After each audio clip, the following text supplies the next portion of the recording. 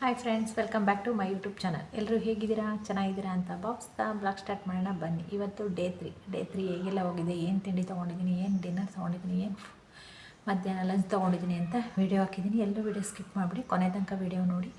ಮತ್ತು ನಾನು ಇವತ್ತು ಎಷ್ಟು ವೆಯ್ಟ್ ಇದ್ದೀನಿ ಅಂತಲೂ ಸಹ ಹಾಕಿದ್ದೀನಿ. ವೆಯ್ಟ್ ಚೆನ್ನಾಗಿ ಡಯಟ್ ಚೆನ್ನಾಗಿ ಹೋಗ್ತಾ ಇದೆ, ಅದನ್ನು ನೀವೇ ನೋಡೋರಂತೆ.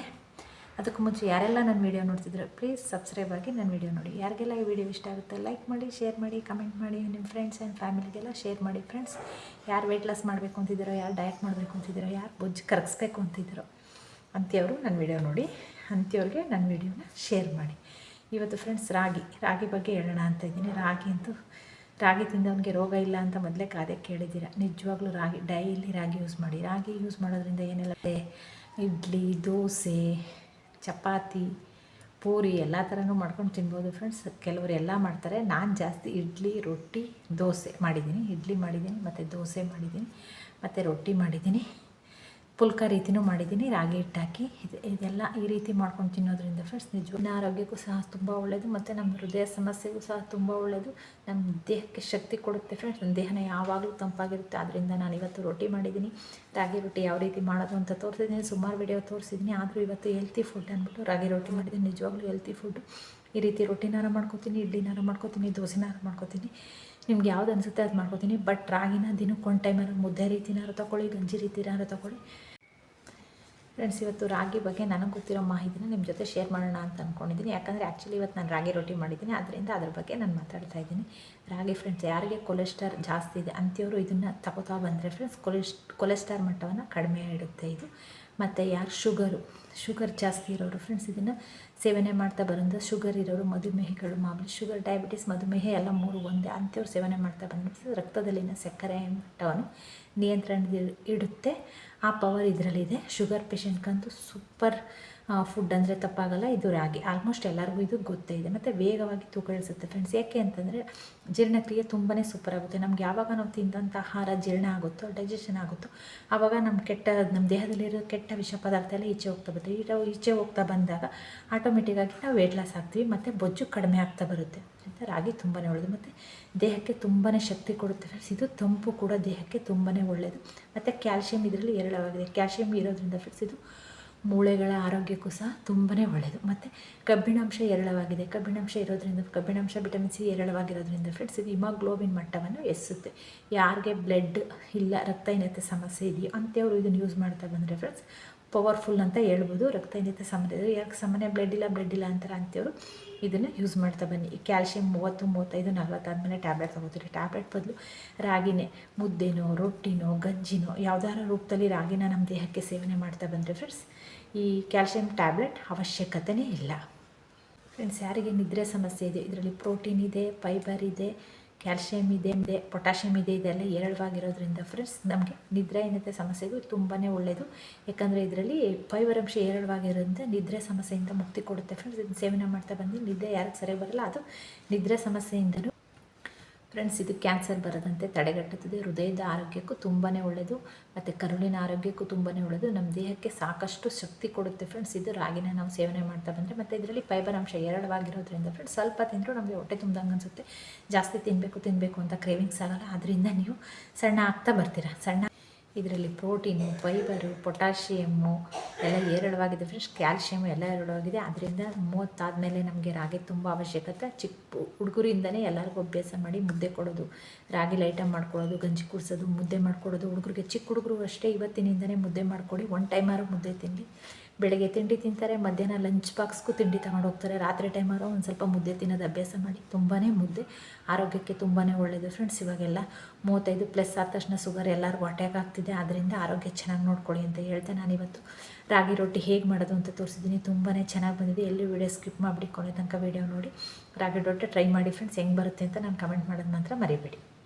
ಈಗ ಕಂಟಿನ್ಯೂ ಮಾಡೋಣ ವೀಡಿಯೋನ ಬನ್ನಿ. ಈಗ ಫ್ರೆಂಡ್ಸ್ ನಾನು ವೆಯ್ಟ್ ಎಷ್ಟಿದ್ದೀನಿ ಅಂತ ನೋಡೋಣ ಬನ್ನಿ. ಡೇ 1ನಲ್ಲಿ ನಾನು 64-75 ಇದ್ದೆ. ಡೇ 1ನಲ್ಲಿ ನಾನು ಸ್ಟಾರ್ಟ್ ಮಾಡಿದಾಗ. ಡೇ 2ಅಲ್ಲಿ 64-45 ಇದೆ. ಈಗ ಡೇ 3ಅಲ್ಲಿ ಎಷ್ಟಿದ್ದೀನಿ ಅಂತ ತೋರಿಸ್ತೀನಿ. ನಿಜವಾಗ್ಲೂ ಚೆನ್ನಾಗಿ ವೆಯ್ಟ್ ಲಾಸ್ ಆಗ್ತಿದೆ. ಇದೇ ರೀತಿ ನೀವು ಟ್ರೈ ಮಾಡಿ, ಖಂಡಿತ ವೆಯ್ಟ್ ಲಾಸ್ ಆಗುತ್ತೆ. ಆರೋಗ್ಯಕರ ಊಟ ಮಾಡಿಕೊಂಡು ಸ್ಲೋ ಆಗಿ ವೆಯ್ಟ್ ಲಾಸ್ ಮಾಡ್ಕೊಳ್ಳೋಣ ಫ್ರೆಂಡ್ಸ್. ಈಗ ಬನ್ನಿ ಡೇ 3ಯಲ್ಲಿ ಎಷ್ಟಿದ್ದೀನಿ ಅಂತ ನೋಡೋಣ. ಡೇ 2ಅಲ್ಲಿ 64:45 ಇದೆ. ಈಗ 64:10 ಇದ್ದೀನಿ ಫ್ರೆಂಡ್ಸ್. 300 ಗ್ರಾಮ್ ವೆಯ್ಟ್ ಲಾಸ್ ಆಗಿದೆ. ನಿನ್ನೆ 350 ಗ್ರಾಮ್ ವೆಯ್ಟ್ ಲಾಸ್ ಆಗಿದ್ದೀನಿ. ತುಂಬಾ ಚೆನ್ನಾಗಿ ಹೋಗ್ತಾಯಿದೆ. ನೀವು ಅಷ್ಟೇ ಆರೋಗ್ಯಕರವಾಗಿ ಹೊಟ್ಟೆ ತುಂಬ ಊಟ ಮಾಡಿಕೊಂಡೆ, ನೀರು ಕುಡ್ಕೊಂಡು, ಕಷಾಯ ಕುಡ್ಕೊಂಡು ವೆಯ್ಟ್ ಲಾಸ್ ಆಗಿ.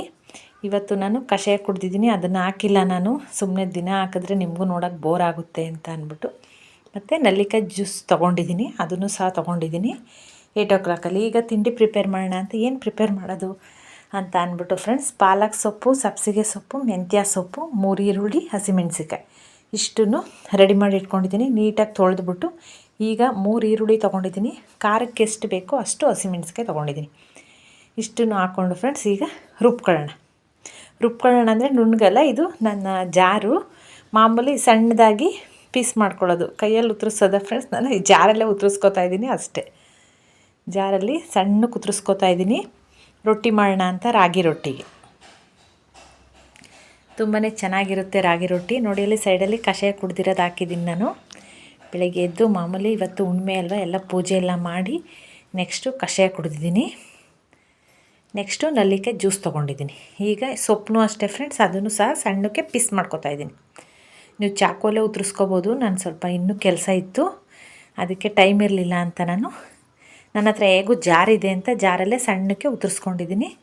ಇದು ಅಷ್ಟೇ ಚೆನ್ನಾಗಿದೆ ಜಾರು, ಮಿಕ್ಸಿಲೇ ಬಂದಿರೋದು ನನಗೆ.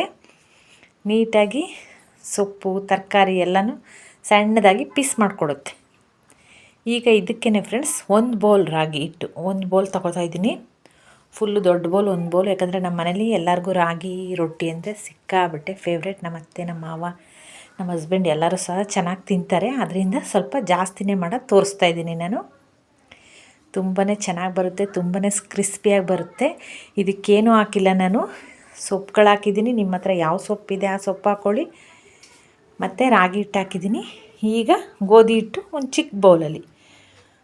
ಕೆಲವರಿಗೆ ಹೊಸಬ್ರಿಗೆ ಫ್ರೆಂಡ್ಸ್ ಬರೀ ರಾಗಿ ಹಿಟ್ಟು ಹಾಕಿದ್ರೆ ರೊಟ್ಟಿ ಮಾಡೋಕ್ಕೆ ಕಷ್ಟ ಅಂತೀರ, ಅದಕ್ಕೆ ಚಿಕ್ಕ ಬೌಲಲ್ಲಿ ಗೋಧಿ ಹಿಟ್ಟು ಹಾಕ್ತಾಯಿದ್ದೀನಿ. ನನಗೆ ಅಭ್ಯಾಸ ಇದೆ, ಅದಕ್ಕೆ ತೋರಿಸ್ತಾ ಇದ್ದೀನಿ. ಚಿಕ್ಕ ಬೌಲಲ್ಲಿ, ತೀರಾ ಚಿಕ್ಕ ಬೌಲಲ್ಲಿ ಗೋಧಿ ಹಿಟ್ಟು ಹಾಕ್ಕೊಂಡಿದ್ದೀನಿ. ಈಗ ರುಚಿಗೆ ತಕ್ಕಷ್ಟು ಉಪ್ಪು ಹಾಕೊಳ್ಳೋಣ. ತುಂಬಾ ಚೆನ್ನಾಗಿ ಬರುತ್ತೆ ಹೆಲ್ತಿ ರಾಗಿ ರೊಟ್ಟಿ. ಆಲ್ಮೋಸ್ಟ್ ನಾನು ರಾಗಿ ರೊಟ್ಟಿ ಮಾಡೋದು ತೋರಿಸಿದ್ದೀನಿ ಹಿಂದೆ ಎಲ್ಲ ಅನಿಸುತ್ತೆ ಫ್ರೆಂಡ್ಸ್. ಆದರೆ ಸೊಪ್ಪೆಲ್ಲ ಹಾಕಿ ತೋರಿಸಿಲ್ಲ. ಈ ಸೊಪ್ಪೆಲ್ಲ ಹಾಕಿರೋದ್ರಿಂದ ಸ್ವಲ್ಪ ಕಲರ್ ಚೇಂಜ್ ಬರುತ್ತೆ, ಎಲ್ಲ ಸೊಪ್ಪು ಹಾಕಿದ್ದೀನಲ್ಲ ಅದಕ್ಕೆ. ಕರ್ಬೇವಿನ ಸೊಪ್ಪಿದ್ರೆ ಅದನ್ನು ಹಾಕ್ಕೊಳ್ಳಿ, ಕೊತ್ತಂಬರಿ ಸೊಪ್ಪು ಹಾಕ್ಕೊಳ್ಳಿ, ಎಲ್ಲ ಸೊಪ್ಪು ಹಾಕ್ಕೊಂಡು ಮಾಡಿ. ನಾನಿವಾಗ 3 ಸೊಪ್ಪು ಹಾಕಿದ್ದೀನಿ. ನುಗ್ಗೆ ಸೊಪ್ಪು ಸಹ ಹಾಕೋಬೋದು ಫ್ರೆಂಡ್ಸ್, ಅದು ನಿಮ್ಮ ಚಾಯ್ಸ್. ತುಂಬಾ ಚೆನ್ನಾಗಿ ಬರುತ್ತೆ ರಾಗಿ ರೊಟ್ಟಿ. ಈಗ ಒಂದು ಹದದಲ್ಲಿ ಕಲಿಸ್ಕೊತಾ ಇದ್ದೀನಿ ನೋಡಿ, ಈ ರೀತಿ ಈ ಹದದಲ್ಲಿ ಕಲಿಸ್ಕೊಳ್ಳಿ. ನೀರು ಹಾಕಿ ನೀಟಾಗಿಗೆ ಕಲಿಸ್ಕೊಳ್ಳೋಣ. ಒಂದೇ ಸಲ ನೀರು ಹಾಕ್ಕೊಳಕ್ಕೆ ಹೋಗ್ಬಿಡಿ ಫ್ರೆಂಡ್ಸ್, ಸ್ವಲ್ಪ ಸ್ವಲ್ಪ ನೀರು ಹಾಕ್ಕೊಂಡು ಒಂದು ಹದದಲ್ಲಿ ನೋಡಿ, ಇಷ್ಟಿದ್ರೆ ಸಾಕು. ರೊಟ್ಟಿ ಸೂಪರಾಗಿ ಬರುತ್ತೆ, ಸಖತ್ತಾಗಿರುತ್ತೆ ಹೆಲ್ತಿ ರಾಗಿ ರೊಟ್ಟಿ. ಈಗ ಬನ್ನಿ, ಪಾತ್ರೆ ಎಲ್ಲ ಇದೆ, ವಾಶ್ ಮಾಡಿಬಿಡೋಣ. ನೆಕ್ಸ್ಟು ರೊಟ್ಟಿ ಮಾಡೋದು ಹೆಂಗೆ ಅಂತ ತೋರಿಸ್ತೀನಿ. ಅದು ಸ್ವಲ್ಪ ರೆಸ್ಟ್ ಮಾಡಲಿ ಆ ರೊಟ್ಟಿ ಇಟ್ಟು ಫ್ರೆಂಡ್ಸ್. ನಾನು ಇವಾಗ ಎಲ್ಲ ಕೆಲಸ ಆಯಿತು, ಪಾತ್ರೆ ಒಂದು ಸ್ಟಾಕ್ ಇಟ್ಬಿಟ್ಟಿದ್ದೆ, ಬೆಳಗ್ಗೆ ಟೈಮ್ ಸಿಕ್ಕಿರಲಿಲ್ಲ. ಅದಕ್ಕೆ ಇವಾಗ ಹೆಂಗೂ ಬರೋದು 9:30 ಆಗುತ್ತೆ ಫ್ರೆಂಡ್ಸ್. ನಮ್ಮ ಹಸ್ಬೆಂಡು ಬಂದಾಗ ರೊಟ್ಟಿ ಹಾಕ್ಕೊಡೋದಲ್ವ ಅಂತ ಅಷ್ಟರೊಳಗೆ ಪಾತ್ರೆ ಕೆಲಸ ಮುಗಿಸ್ಬಿಡೋಣ ಅಂತ ಪಾತ್ರೆ ಎಲ್ಲ ವಾಶ್ ಮಾಡ್ತಾಯಿದ್ದೀನಿ. ನೋಡಿ ಎಷ್ಟೊಂದು ಪಾತ್ರೆ ಇದೆ. ಇವರಂತೂ ನನ್ನ ಬಿಡಲಾಗದ ಫ್ರೆಂಡ್ಸ್. ನನ್ನ ಬಿಟ್ಟು ಎಲ್ಲೂ ಹೋಗಲ್ಲ ಇವರು ನನಗಾಗೆ ವೆಯ್ಟ್ ಮಾಡ್ತಾಯಿರ್ತಾರೆ, ಯಾವಾಗ ಬಂದು ಬೆಳಗ್ತೀಯ ಅಂತ. ಹಾಗೆ ಈ ಕೆಲಸ ಮುಗಿಸ್ಬಿಡ್ಬೇಕು, ಇಲ್ಲ ನಮ್ಮ ಹಸ್ಬೆಂಡ್ ಬಂದು ಪಾತ್ರೆ ಎಲ್ಲ ಇಷ್ಟೊಂದು ಗುಡಿಯಾಕೊಂಡಿದ್ದೀಯ ಅಂತ ಬೈತಾರೆ. ಅದಕ್ಕೆ ಫಸ್ಟು ಅದು ರೆಸ್ಟ್ ಮಾಡ್ತಾಯಿರಲಿ, ಅದೊಂದು 10 ನಿಮಿಷ 20 ನಿಮಿಷ ಇಟ್ಬಿಟ್ಟು ನೆಕ್ಸ್ಟು ಇಮಿಡಿಯೇಟ್ ಬೇಕಾದ್ರೆ ಮಾಡ್ಬೋದು ಫ್ರೆಂಡ್ಸ್. ರೊಟ್ಟಿ ತುಂಬಾ ಚೆನ್ನಾಗಿ ಬರುತ್ತೆ. ಆದರೆ ನಾನು ಪಾತ್ರೆ ಕೆಲಸ ಇದ್ರದಿಂದ ನಾನು ಪಾತ್ರೆ ವಾಶ್ ಮಾಡ್ಕೊತಾ ಇದ್ದೀನಿ. ಮತ್ತು ನನಗೆ ಸುಮಾರು ಜನ ಕಮೆಂಟ್ ಮಾಡಿದ್ದೀರಿ. ನಿಮ್ಮ ಕಮೆಂಟ್ಗಳು ಎಷ್ಟು ಚೆನ್ನಾಗಿರುತ್ತೆ ಅಂದರೆ ಫ್ರೆಂಡ್ಸ್, ಓದ್ತಾನೆ ಇರೋಣ ಅನಿಸುತ್ತೆ. ನನಗೆ ಒಂದೊಂದು ದಿನ ಟೈಮೇ ಸಿಗೋಲ್ಲ, ಸ್ವಲ್ಪ ಲೇಟಾಗಿ ಆನ್ಸರ್ ಕೊಡ್ತೀನಿ, ಬೇಜಾರು ಮಾಡ್ಕೋಬೇಡಿ. ನೋಡಿಲ್ಲ ಅಂದ್ಕೋಬೇಡಿ, ನೋಡಿರ್ತೀನಿ, ಬಟ್ ಲೇಟಾಗಿ ಆನ್ಸರ್ ಕೊಡ್ತೀನಿ ಫ್ರೆಂಡ್ಸ್. ಟೈಮ್ ಇಲ್ಲ, ಸ್ವಲ್ಪ ಬ್ಯುಸಿ, ನಮ್ಮ ಮನೇಲಿ ಸ್ವಲ್ಪ ಕೆಲಸ ವರ್ಕು ಜಾಸ್ತಿ, ಟೈಮ್ ಸಿಗೋಲ್ಲ. ಆದರೆ ನಾನು ನಿಮ್ಗೆ ಆನ್ಸರ್ ಕೊಡ್ತೀನಿ. ನನಗೆ ಕಮೆಂಟ್ ಸಿಕ್ಕಾಬಿಟ್ಟೆ ಇಷ್ಟ. ಯಾರೇ ನನ್ನ ಕಮೆಂಟ್ ಮಾಡಿದ್ದೀರಾ, ಯಾರೇ ನನ್ನ ವಿಡಿಯೋ ನೋಡ್ತಿದ್ದೀರೋ ಅವ್ರಿಗೆಲ್ಲ ತುಂಬ ಹೃದಯದ ಧನ್ಯವಾದಗಳು ಫ್ರೆಂಡ್ಸ್. ಮನಸ್ಫೂರ್ತಿಯಾಗಿ ಧನ್ಯವಾದಗಳು ಹೇಳ್ತಿದ್ದೀನಿ. ನಿಜವಾಗ್ಲೂ ನಾನು ನಗ್ತೀನೋ ಇಲ್ವೋ, ಬಟ್ ನಿಮ್ಮ ಕಮೆಂಟಿಂದನೇ ನನ್ನ ಮುಖದಲ್ಲಿ ನಗು ಅರಳುತ್ತೆ. ಅಷ್ಟು ಖುಷಿಯಾಗುತ್ತೆ ಫ್ರೆಂಡ್ಸ್. ಒಬ್ಬೊಬ್ಬರು ಕಮೆಂಟು ಒಂದೊಂಥರ ಮುತ್ತಿದ್ದಂಗೆ ಅಷ್ಟು ಚೆನ್ನಾಗಿ ನನಗೆ ಕಮೆಂಟ್ ಮಾಡ್ತೀರಾ. ಹೀಗೆ ನನಗೆ ಸಪೋರ್ಟ್ ಮಾಡಿ ಪ್ರತಿಯೊಬ್ಬರಿಗೂ ಸಹ ತುಂಬ ಹೃದಯದ ಧನ್ಯವಾದಗಳು ಫ್ರೆಂಡ್ಸ್. ಈಗ ಪಾತ್ರೆ ಇದೆ, ಇದೆಲ್ಲ ವಾಶ್ ಮಾಡಿಬಿಡೋಣ. ನೆಕ್ಸ್ಟ್ ಪಾತ್ರೆ ವಾಶ್ ಆದಮೇಲೆ ರೊಟ್ಟಿ ಮಾಡೋದು ಹೇಗೆ ಅಂತ ತೋರಿಸ್ತೀನಿ. ಬೋರ್ ಆಯ್ತೈತೆ ಅಂತ ವೀಡಿಯೋ ಸ್ಕಿಪ್ ಮಾಡಿಬಿಡಿ. ನಿಜವಾಗ್ಲೂ ಫ್ರೆಂಡ್ಸ್ ಕೂತ್ಕೊಳ್ಳೋಕೆ ಹೋಗ್ಬೇಡಿ, ಆದಷ್ಟು ಕೆಲಸ ಮಾಡ್ತಾಯಿರಿ, ಆದಷ್ಟು ಬ್ಯುಸಿಯಾಗಿರಿ. ಯಾವಾಗ ನಾವು ಬ್ಯುಸಿಯಾಗಿರ್ತೀವಿ ಆವಾಗ ಆ ಕಡೆ ಈ ಕಡೆ ಗಾಸಿಪ್ ವಿಷಯಕ್ಕೆಲ್ಲ ನಮ್ಮ ತಲೆಗಳು ಹೋಗಲ್ಲ, ನಮ್ಮ ಬ್ಯುಸಿಲಿ ನಾವಿದ್ದರೆ. ಬೆಳಿಗ್ಗೆ ಫ್ರೆಂಡ್ಸ್ 5:30ಗೆ ಹೇಗೆ ಹೇಳ್ತೀನೋ ನನಗೆ ಫ್ರೀಯೇ ಸಿಗಲ್ಲ, ಅಷ್ಟೊಂದು ಬ್ಯುಸಿ, ಅಷ್ಟೊಂದು ಕೆಲಸ ಇರುತ್ತೆ. ಆ ಕೆಲಸದಲ್ಲೂ ನಾನು ಬಿಡುವು ಮಾಡಿಕೊಂಡು ಯೂಟ್ಯೂಬ್ ಮಾಡ್ತಾಯಿದ್ದೀನಿ. ಒಂದೊಂದು ಸರಿ ಅನಿಸುತ್ತೆ ಈ ಬ್ಯುಸಿ ಶೆಡ್ಯೂಲಲ್ಲಿ ಬೇಕಾ ಅಂತ. ಆದರೆ ನನಗೆ ಬೇಕು ಫ್ರೆಂಡ್ಸ್, ಯಾಕಂದರೆ ನಿಮ್ಮೆಲ್ಲರ ನಿಜ, ನೀವೆಲ್ಲ ನನಗೆ ಎಷ್ಟು ಇಷ್ಟ ಅಂದರೆ ನಮ್ಮ ರಿಲೇಟಿವ್ಗಿಂತ ನೀವೇ ನನಗೆ ಇಷ್ಟ ಆಗಿಬಿಟ್ಟಿದ್ದೀರಿ. ಅಷ್ಟೊಂದು ಇಷ್ಟ ಆಗಿದ್ದೀರಿ. ನಿಮ್ಗಳಿಗಾಗಿ ನಾನು ಕಷ್ಟ ಆದರೂ ಇಷ್ಟಪಟ್ಟು ಯೂಟ್ಯೂಬ್ ಮಾಡ್ತೀನಿ ಫ್ರೆಂಡ್ಸ್. ಪ್ಲೀಸ್ ನೋಡಿ ಸಪೋರ್ಟ್ ಮಾಡಿ. ಇನ್ನೂ ಪಾತ್ರೆ ಇತ್ತು ಫ್ರೆಂಡ್ಸ್, ನಾನೇ ಕಟ್ ಮಾಡಿಬಿಟ್ಟೆ. ಏನಕ್ಕೆ ಅಂದರೆ ನಿಮಗೆ ಬೋರ್ ಆಗಬಾರ್ದು ಅಂತ ಅಂದ್ಬಿಟ್ಟು. ನನ್ನ ವೀಡಿಯೋಲಿ ಫ್ರೆಂಡ್ಸ್ ವೆಯ್ಟ್ ಲಾಸ್ ಅಷ್ಟೇ ಎಲ್ಲ ಆರೋಗ್ಯದ ಬಗ್ಗೆ ಟಿಪ್ಸ್ ಎಲ್ಲ ಇರುತ್ತೆ. ಪ್ಲೀಸ್ ನನ್ನ ವೀಡಿಯೋ ನೋಡಿ.